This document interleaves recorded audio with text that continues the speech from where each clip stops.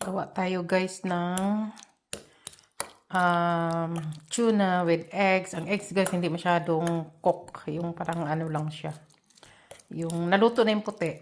Pero runny siya. Tapos may salad, may wrap. Yun lang lunch namin guys. Yun lang. Pwede na sa amin yan. Hindi na kami naghanap ng kanin. Ayan. Lagyan ko siya ng salad. Salt and pepper. Yun lang guys. Kahit kunting asin lang kasi templado na tong tuna. Salt lang yung paminta para mawala ang lasa. Yun lang guys. Thank you for watching. Follow and share. Bye-bye. Natin sa oven yan.